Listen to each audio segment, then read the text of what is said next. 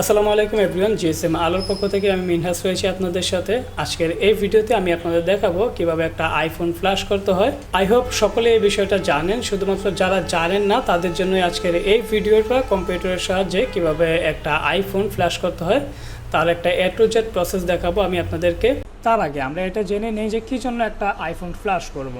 এখন ফ্ল্যাশ করার তো অনেক রিজনই থাকতে পারে। এই ক্ষেত্রে বিশেষ যে কারণটি আছে সেটা হচ্ছে আইফোনের যদি কোনো পাসকোড থাকে বা লক করা থাকে, সেই লকটা আনলক করার জন্য কিন্তু ফ্ল্যাশ করতে হয় বা ফ্ল্যাশ করা লাগে, বা অনেকেই ফ্ল্যাশ করতে চায়।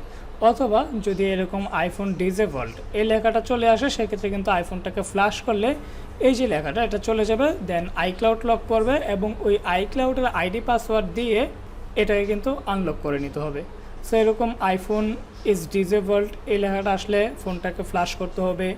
অথবা যদি এরকম আইফোন আনঅ্যাভেলেবল এই লেখাটা আসে, সেক্ষেত্রেও কিন্তু আইফোনটাকে ফ্ল্যাশ করলে মোবাইলটা আনলক হয়ে যাবে, বা এই যে আনঅ্যাভেলেবলটা এটা কিন্তু চলে যাবে। এছাড়াও যদি এরকম আইফোন আনঅ্যাভেলেবল এবং নিচে এরকম support.apple.com পাসকোড, এরকম পাসকোডও পড়া থাকে, এটা কেন পড়ে?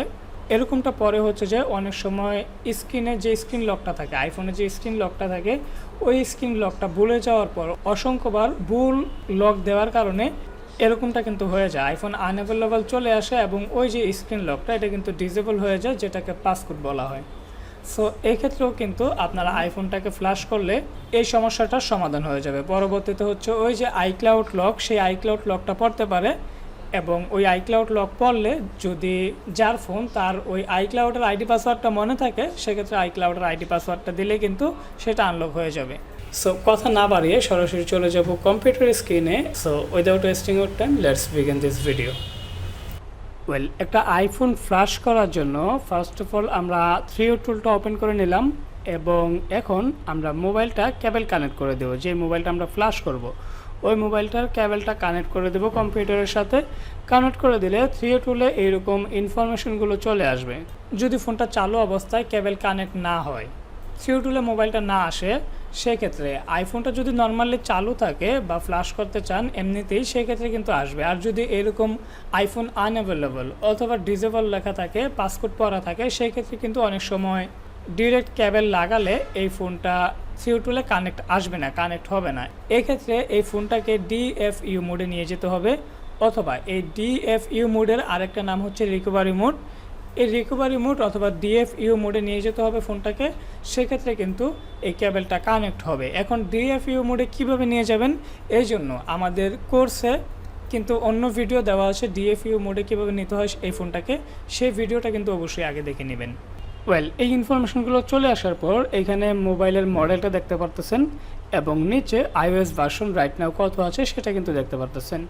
তো মোবাইলটা ফ্ল্যাশ করার জন্য আমরা চলে যাব এখান থেকে স্মার্ট ফ্ল্যাশে ক্লিক করার পর এখানে অনেকগুলো ভার্সন কিন্তু জায়গা দেখা যাচ্ছে এবং এখান থেকে যেগুলো বেটা এগুলো কিন্তু হবে না। যেগুলো অনলি ভার্সনগুলো দেওয়া আছে, যেমন 17.5, 17.4, এগুলো দিয়ে আমাদের ফোনটা ফ্ল্যাশ করতে হবে। তো আপনার লাস্ট যে ভার্সনটা সেটা দিয়ে ফ্ল্যাশ করলে কিন্তু বেটার হবে। যদি আপনি একটা ফোন ফ্ল্যাশ করতে চান, সেক্ষেত্রে iOS ভার্সন লাস্ট যে ভার্সনটা রাইট নাও আছে সেই ভার্সনটা দিয়ে কিন্তু আপনাকে ফ্ল্যাশ করতে হবে, বা সেই ভার্সনটা দিয়ে ফ্ল্যাশ করলেই কিন্তু ভালো হবে। সো এখানে লাস্ট ভার্সন আছে 17.5, এটা দিয়ে আমরা ফ্ল্যাশ করব। এবং এই ফাইলটা ডাউনলোড করার জন্য এই যে পাশে দেখতে পাচ্ছেন ডাউনলোড, এই ডাউনলোডে কিন্তু ক্লিক করলে এই ফাইলটা ডাউনলোড হওয়া শুরু করবে এবং এখানে ক্লিক করলে আমরা কিন্তু এই হিস্ট্রিটা দেখতে পারবো, ডাউনলোড হিস্ট্রিটা দেখতে পারবো।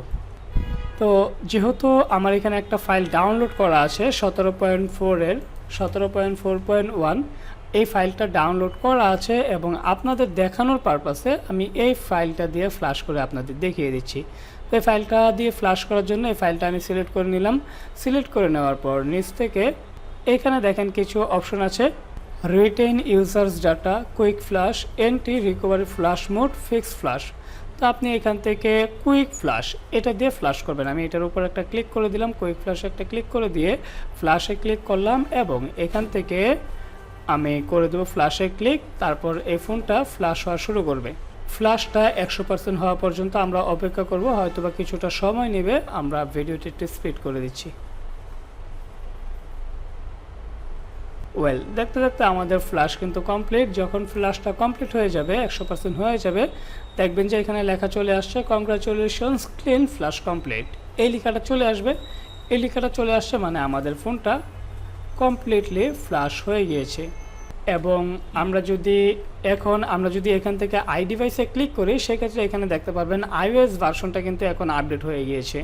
আগে কিন্তু ছিল 17.0.3 এবং রাইট নাও আমরা যেটা দিয়ে ফ্ল্যাশ করেছি সেটা আছে 17.4.1। সো iOS ভার্সনটা কিন্তু আপডেট হয়ে গেল এবং একটা ফোন কমপ্লিটলি ফ্ল্যাশ হয়ে গিয়েছে।